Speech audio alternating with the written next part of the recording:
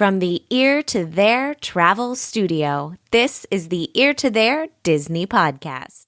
The Ear to There Podcast, it's time to start the show. Be sure to hold on tight, here we go. Exploring all the different Disney destinations. Ear to There, it's time to start the fun. This episode of the Ear to There podcast, Walt Disney World Word of the Week, is somewhat unique and calls for a different kind of introduction. I am your host, Phil Gramlich, and this week's Walt Disney World Word of the Week is brought to you by the letter G. G for ghosts.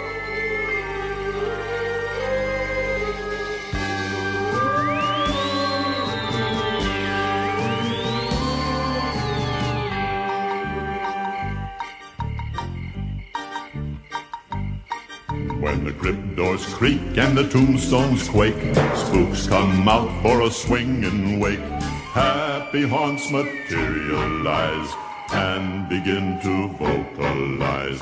Grim grin and ghosts come out to socialize. That was fun. All right, so the reason I am doing a ghost episode of the Word of the Week several weeks before Halloween gets here is simply because I looked at the calendar and there are no other letters that are coming up that work for Disney ghosts. So I thought this week, let's do it. Let's have a Word of the Week episode all about the ghosts of the Disney parks.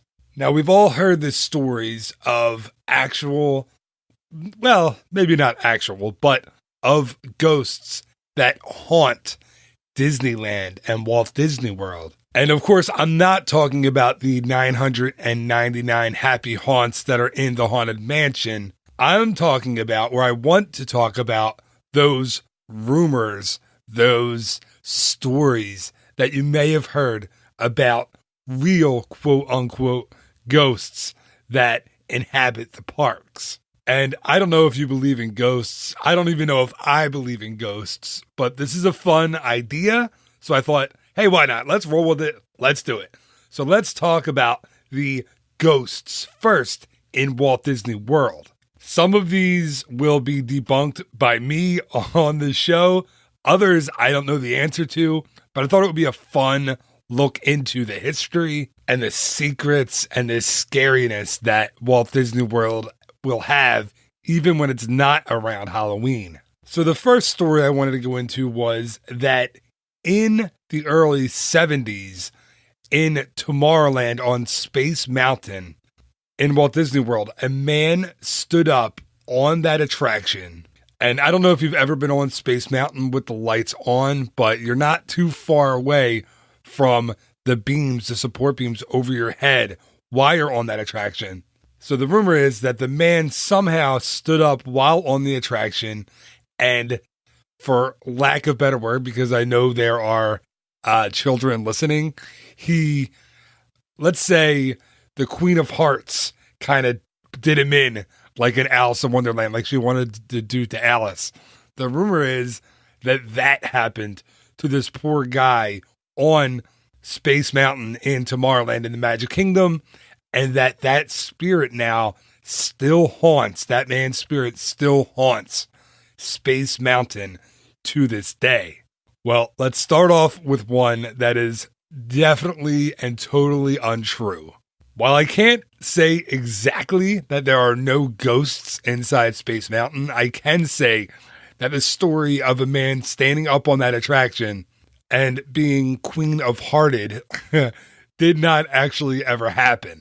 Now, that may get confused with, in 1964, a man did manage to stand up on the Matterhorn, hit his head, and ended up passing away in a hospital.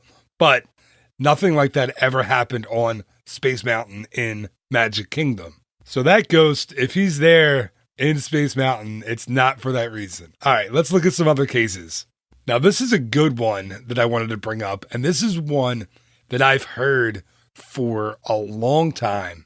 Even when I was a cast member, I was never a cast member in Magic Kingdom, But when I was a cast member on a college program, and then later on when I was a full-time cast member at the different resorts and parks that I worked in, I always heard about the little boy ghost that terrified guests and cast members alike over at the Haunted Mansion in Liberty Square.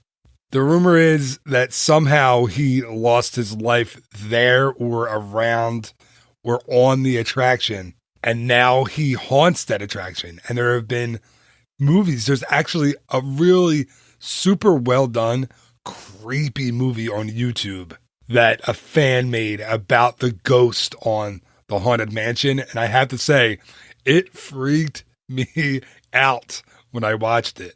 But apparently there's a little boy ghost on that attraction. So he would be the 1,000th, maybe not so happy haunt. And apparently he can be heard giggling and laughing and mimicking the little Yoda at the end saying, "Hurry back." Was that creepy enough for you? I hope that sounded creepy. I went for creepy. That's what I was going for there. Okay. So there apparently have even been pictures taken of this little boy. He's like in a suit. And I've seen this picture floating around the internet. And I won't post a link to it. Just look, because I don't own that rights to that image. But just Google ghost or boy ghost haunted mansion and you'll see the pictures. And it's creepy. And I don't know if they were made to go along with a YouTube video or if they're authentic or not. But it is a creepy story. So check that out when you have a moment. Okay, and this next one is still in the Magic Kingdom, and it's kind of silly, so I almost didn't mention it, but then I think of Child's Play, that movie, you know, from the 80s. Was it the 80s? I think it was the 80s. That's not worth looking up. Those movies were terrible, but the first one kind of scared me when I was a kid. So that's why I included this one, because I always had this weird, kind of creepy, like, fear of dolls or the small world, It's a Small World dolls coming to life, right? It's a fear that I don't really have it when I'm on the attraction, but I've heard other people talk about it, especially if you remember that creepy clown that used to be up in the balloon in It's a Small World, who had the sign that said help on it. That was weird and creepy stuff. Whatever Imagineer decided to put that clown up there had issues, I have to say. But there is a rumor, and has always been a rumor in It's a Small World at Magic Kingdom, that even when the attraction is off at night, you can still sometimes not only hear the song playing, even though that might just be because it gets stuck in your head, but dolls move even when there is no power going into that attraction. I've also, as a cast member, heard stories of different It's a Small World dolls being in different spots from the night before, which is impossible because they're tethered and bolted to the ground. But cast members for years have sworn that this is true, that one day one doll will be in one spot and the next day he's in another spot. So who knows? That story is there to creep you out on your next trip and your next ride through It's a Small World. Okay, so staying in Magic Kingdom, I guess that's the oldest park in Walt Disney World, so that's where a lot of these stories and legends kind of grew from. At Pirates of the Caribbean in the Magic Kingdom, apparently, as the story goes, the ride was being constructed in the 1970s, and a welder named George was tragically killed while building the attraction. Some versions of the legend have him being crushed by a beam that fell from the ceiling. Others have him falling off one of the tall structures in the city being sacked scene, one of the on-fire buildings, to his untimely demise. However the story begins, it always kind of ends the same way. Apparently, since the 1970s, George's spirit has haunted the Pirates of the Caribbean attraction. Cast members have heard noises, seen things on security cameras. Eerie footsteps are heard when no one is around. Phone calls have been made into the control room with no one at the other end. So, believe it or not, that's the story. George is still hanging out in Pirates of the Caribbean. Listen, again, I don't know if I believe it, and Disney certainly has never recognized this officially. And there's no, as far as I could tell in my research, official story of a welder named George ever passing away during the construction of Pirates of the Caribbean. But the story also goes that every morning, cast members have to say, "Good morning, George." And every night, cast members have to leave by saying, "Good night, George." Or the next day, the attraction will malfunction, it will go down, and there will be problems all day. Again, fun story. I don't know if I believe it, but listen, the next time your kids aren't behaving on Pirates of the Caribbean or in the queue, tell them about George. I mean, I won't tell my kids because then they would never speak to me again, but you can tell yours. All right, moving on. And I wanted to head over to Disneyland because, of course, the park has been open since 1955. And over the years, there have been a ton of ghost stories that have come out of the park. A lot of them concern Walt Disney himself and his spirit still being in the park. I'll get to that in a minute. But one of my favorites involves the Haunted Mansion in its construction phases in the 1960s. Now, construction was started on the Haunted Mansion in 1961. And then by 1963, the actual facade, the building, the white manor from the Haunted Mansion was visible to guests who were in the park. So guests were wondering in 1963, 64, 65, 66, 67, they were wondering why they couldn't ride Haunted Mansion. It looked like it was there, ready to be open. And the rumor was that it was in test phases and a man was riding the attraction and it was so terrifying that he had a heart attack and passed away right on the attraction. That one is simply 100% not true. What actually happened, and there's a long storied history of the Haunted Mansion that I'll have to get into on a different episode, but they can never really decide what direction the Haunted Mansion was going to go in. Then Walt Disney kind of unexpectedly passed away in 1966. So for another 3 years, that facade sat there without an attraction being opened until 1969. So, no, a guest did not have a heart attack on the Haunted Mansion, and that's why it stayed closed for 6 years. It was actually just that they couldn't get his story straight. They couldn't get the ride vehicle system down just right. That, combined with Walt's untimely passing, is why that stood vacant for so long. But still, rumors are still out there to this day that a guy died on the Haunted Mansion because it was too scary. Simply didn't happen, but it's a fun story to tell or to hear while you're in the park, so I guess that's why that's still kind of floating around out there. Wow, so good segue by accident. Speaking of floating around and the Haunted Mansion, a few years ago, somebody sent me a link of a YouTube video that apparently showed a ghost walking out of the Haunted Mansion in Disneyland, through the gates, out of New Orleans Square, and down towards the rivers of America. I didn't believe it at all until I watched the video, and I have to be honest with you, I can't explain what I'm looking at. It is downright creepy, and the video has 4 different camera angles. It's security footage from the park that apparently a security cast member took on his cell phone and then uploaded to YouTube. So the ghost, quote unquote, can be seen on all 4 different security cameras.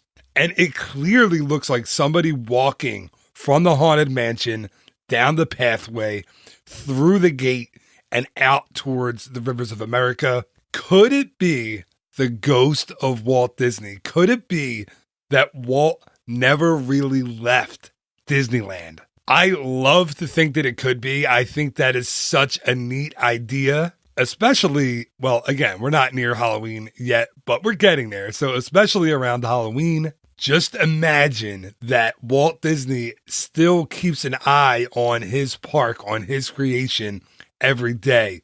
Pretty cool. Also, the fact that he never got to realize, he never got to see Haunted Mansion, which was really something that he had a huge hand in developing and creating and coming up with. So maybe he is keeping an eye on it. Maybe he is walking through those gates at night to make sure everything is running the way it's supposed to. I don't know. Just a fun thought. Who knows what it was? It could have been a reflection of something the security guard had in that room that night that kind of reflected on the screen. I don't know. I'm going to post a link to it in the show notes so you can take a look at it for yourself, because it is a creepy thing to see, but a very cool thing to see at the same time. So if you want to see it, head over to eartotheretravel.com/podcasts with an S at the end of it. I know that S shouldn't be there, but I haven't removed it yet. And you'll be able to see that video. All right. So the last one, the last ghost I wanted to talk about, again, involves possibly, if you believe in that kind of thing, the ghost of Walt Disney himself. Now, I recently had the chance to explore with my family Walt Disney's apartment over the firehouse in Disneyland. It was an incredible experience. I mean, you want to talk about feeling Walt's presence. If you go in there, you can literally touch all of these things that he touched that probably still has his fingerprints on them. It's very, very cool. So if you ever get the chance to experience that, I highly, highly recommend doing it. No, I can't get you in. So please don't email me or call me and ask. Anyway, our tour guide told us, and it's been known, that when Walt Disney was in the park, was staying in his apartment, the light in the front window, his lamp, would be on. And lots of times it would stay on till late in the evening and early morning hours. And all of his cast members knew that Walt was in the park when that lamp was on. So after he passed away, according to legend, of course, a cast member was up in his apartment cleaning. And this cast member turned off the lamp. I guess she figured, why have it on? Why waste electricity? And then went to clean another part of the apartment, came back, and that lamp was turned on again. And she was positive, she was sure that she turned that lamp off. So again, she went and turned the lamp back on, closed and locked the door, and walked out into town square. Then she looked up over her shoulder, and the lamp was turned back on again. I don't know about you. I would not be going back into that apartment. And if I had known the story before going into Walt's apartment in July of 2017 of this year, I might have skipped it. I wouldn't have skipped it, but I would have been looking around a lot more and keeping my kids a lot closer. Anyway, so the official story from Disney has always been that because Walt kept the lamp on when he was in the park, that lamp is still kept on so everyone in the park, cast members and guests, can still feel his presence in the park. But maybe, just maybe, the reason that lamp is kept on is because Walt himself won't allow it to be turned off. Maybe Walt's still sitting in his apartment watching as the crowds flow in to Disneyland each and every day.